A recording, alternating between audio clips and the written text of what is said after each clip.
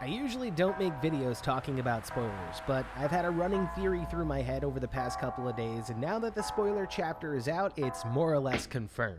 In My Hero Academia, something is going down in America, and if we pivot to America for a little bit, there are a few characters that the story could introduce. So when we head inside, it will be super spoilery. But at the same time, I could be wrong. But who cares? It's Mickey Mouse Academia at this point, right?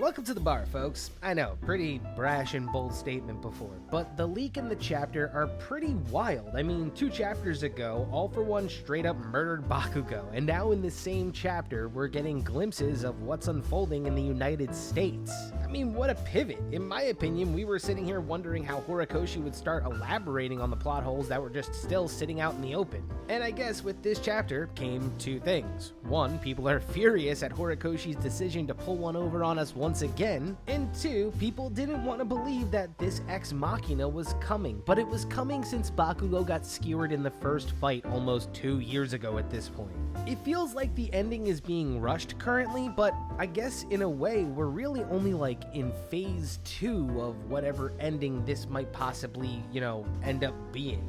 And we know that in this chapter, he was able to use the quirk erasing bullet to somehow, create this reversing thing that is actually putting a time limit on how much longer All For One is going to be alive. Because the quirk erasing bullet that's been reverse engineered from Arius somehow returned All For One to his prime state for the time being until he is just, reduced to nothing, I guess? Either way, All For One has a time limit now, so I guess, in a way, right now he's gonna start banging people up left and right because he's back to a prime state, but, eventually someone's gotta show up and kind of be the person that equalizes the fight. Also, do I think that it's hilarious, like when you believe that Dabi and Bakugo are done, they come back? Yeah, I think it's even more hilarious that everyone was so quick to unalive Bakugo and Dabi. My critique of My Hero Academia at the moment has gotten me roasted, but I think that it's kind of lost a lot of its unpredictability. Once upon a time, I bit my nails wondering what would happen next. Now, the story has become predictable to a certain degree, and what I dislike is people thinking giving a critique is the same as throwing a shit show on a series. I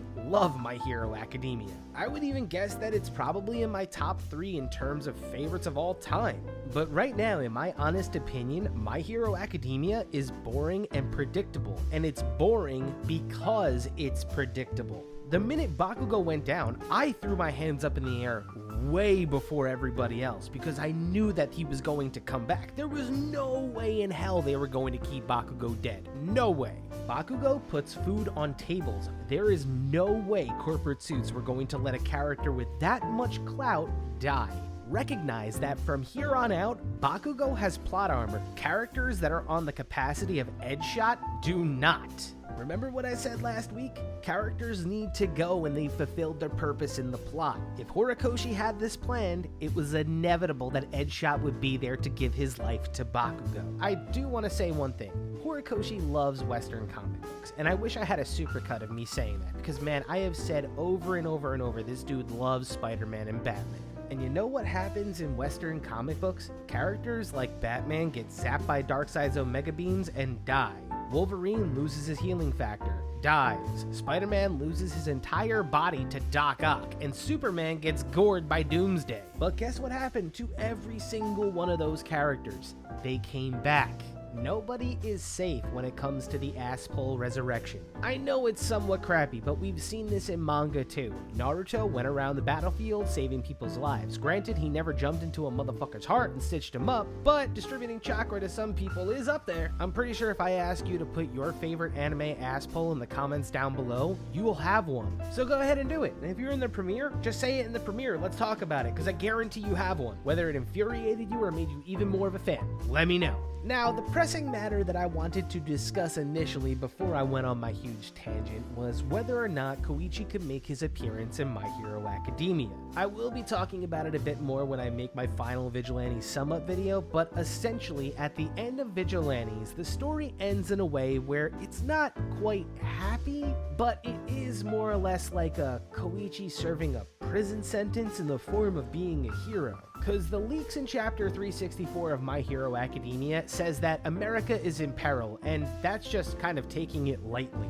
But at the same time, it's also like it's about time that we hear from America. The #1 hero got fucking killed, and the pivot more or less lets us know that America's not quite out of the fight yet. But it is kind of pivoting to let you know that the President of the United States is ready to show his belly to All for One. Fucking guy lost one hero and was like, fuck it, might as well join the bad guys. My headcanon, not what will actually happen, wants the president to freak out and lock down on heroes leaving the country, only to have Koichi like, nah dude, I'm leaving. And if you want to read really deep into this, Horikoshi is using All for One to kind of depict in a way that America is fractured right now by one individual. I mean, the President of the United States said in this chapter that maybe it might be a good idea to start considering our options and backing All for One.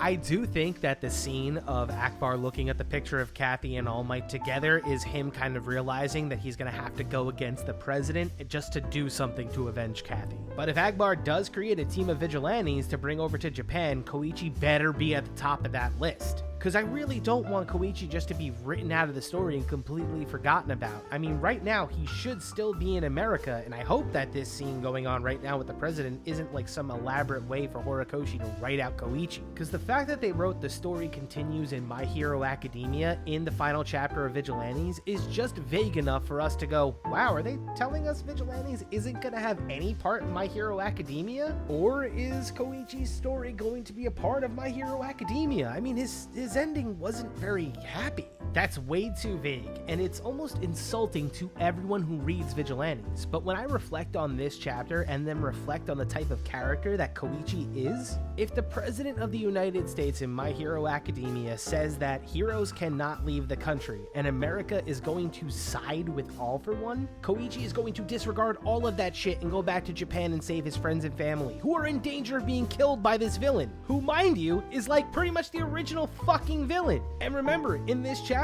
it's now established that he's now rewinding so much that he's going to die anyway, that Shigaraki is the endgame, and this guy is just here to cause some chaos, steal some quirks, and fuck up some heroes. And if there's one thing in My Hero Academia Vigilantes we learned, is that Koichi is fantastic at being a punching bag and staying alive. Koichi is like a very open plot hole just sitting there, and the disregarding of his existence is kind of insulting to everybody that's read My Hero Academia Vigilantes.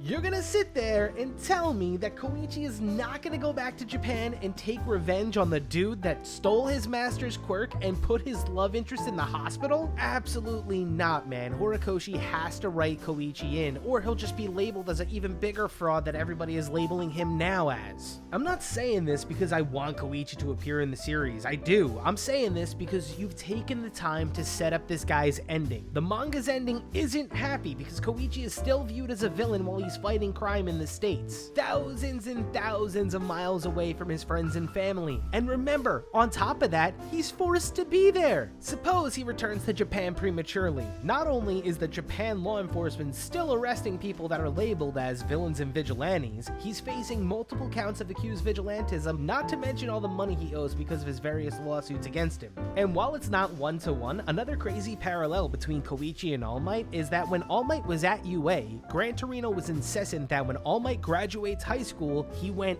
where? The United States. All Might needed to be somewhere out of the watchful gaze of All for One, because the minute that he became strong enough, All for One would get that feeling on the back of his neck like, ooh, it's time to go get one for all. I feel like chapter 364 really induced a whole new crazy ass train of thought for me. My Hero Academia is said to only end in a few months, and I don't know whether or not it'll be like early 2023 or mid 2023, but Horikoshi declared that it is coming in the next year. The thing is, there's still a lot of the manga to put out and a lot of holes to kind of wrap up on. We got Toga versus Ochako. We got Shoji's face reveal versus Spinner. Stain's wildcard appearance, whatever that might be. And even, some gentle and Labrava action. We have to see whether or not she's going to face off against Skeptic. There's just so much that needs to happen before the series ends. And I could go on and on about what side arcs Horikoshi has to elaborate on. But first, he's going to have to see the reaction that people have to Bakugo's fake out and ignore every single one of our feelings and just keep writing. And out of this whole Bakugo debacle, the only irritating thing was that people didn't see this crap coming. It happened before. He was never going to die. If he dies, he better die like Dabi roasting Endeavor's sidekicks.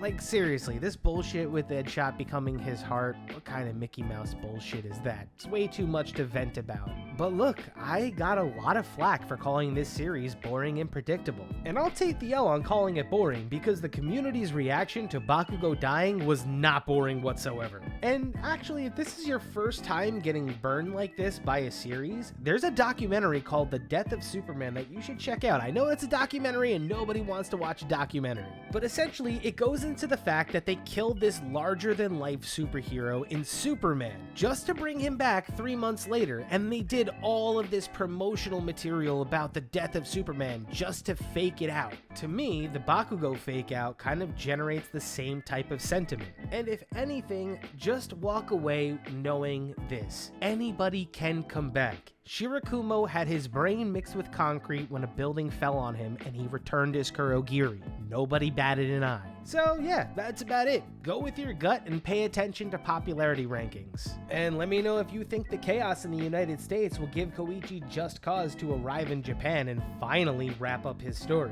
And until next time, folks, don't get too twisted over this. I guarantee you crazier shit is on the horizon for My Hero Academia. Cheers.